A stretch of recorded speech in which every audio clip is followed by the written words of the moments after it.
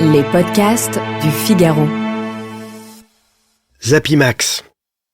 Jeunes gens, voilà un nom qui ne vous dira rien. Mais demandez à vos grands-parents et la réponse sera catégorique. Est-ce que je sais qui est Zapimax ? Évidemment, je ne viens pas de la Lune.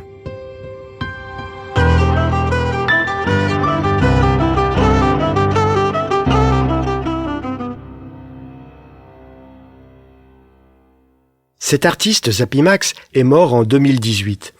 Il a été une vedette de la radio des années 50 et de la première moitié des années 60. À l'époque, 14 millions de Français l'écoutaient chaque jour sur Radio Luxembourg, l'ancêtre de RTL. Max Doucet, de son vrai nom, était un titi parisien, aux yeux ronds et à la petite moustache. La guerre a marqué sa jeunesse. Il a 19 ans en 1940. 3 ans plus tard, on l'envoie de force en Allemagne pour le STO, le service du travail obligatoire. Le petit Parisien travaille comme ouvrier à l'usine Zapp de Cologne. Et il survit aux bombardements alliés incessants sur la ville. Après la victoire, le jeune homme devient artiste de music hall et pousse la chansonnette. En 1947, Radio Luxembourg lui ouvre ses portes et c'est là que Max Doucet choisit un nom d'artiste, Zapimax, un souvenir de l'usine Zapp de Cologne. De l'après-guerre au début des années 60, c'était l'âge d'or de la radio. Un poste de TSF, c'est comme ça qu'on appelait la radio à l'époque, trônait dans chaque foyer. On l'écoutait le soir en famille, à cette époque où la télé restait un produit de luxe. Zapimax va incarner l'esprit de la France de cette époque. Optimisme et confiance dans l'avenir, puisque la paix était revenue. Joie de vivre après tant de douleurs et d'épreuves. Refus du gaspillage, impensable de ne pas finir son assiette alors qu'on a eu tellement faim sous l'occupation. Travail acharné.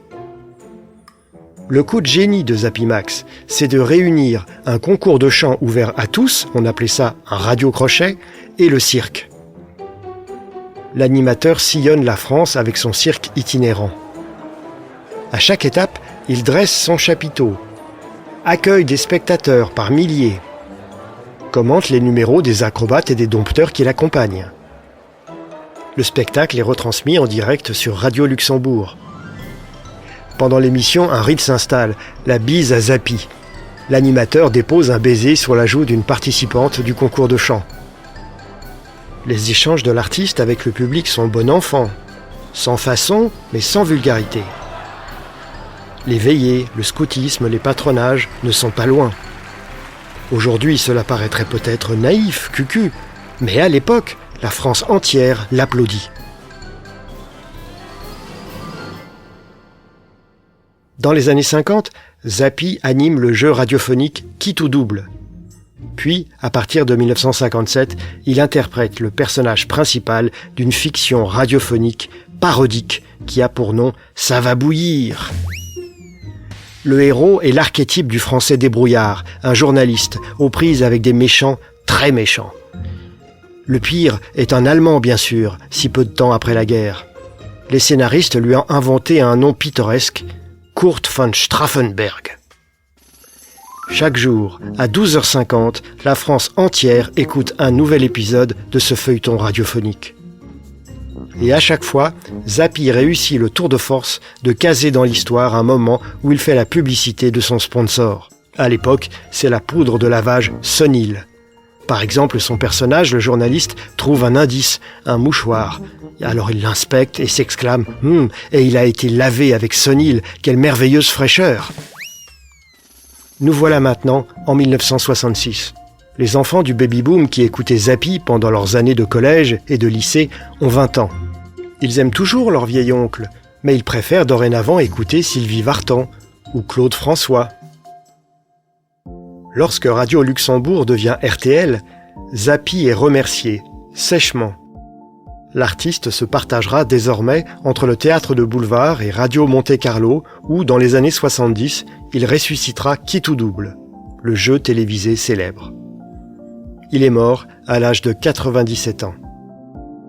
Homme de sa génération, Zappy Max n'aurait jamais compris qu'un humoriste aime dénigrer ses compatriotes ou ricaner. Lui-même se concevait comme un Français moyen parmi les Français moyens. Le public, de son côté, sentait combien Zappy Max était sincère, et il l'aimait. Merci d'avoir écouté ce podcast. Je suis Guillaume Perrault, rédacteur en chef au Figaro. Vous pouvez retrouver ce podcast sur lefigaro.fr et sur toutes les plateformes d'écoute. À bientôt.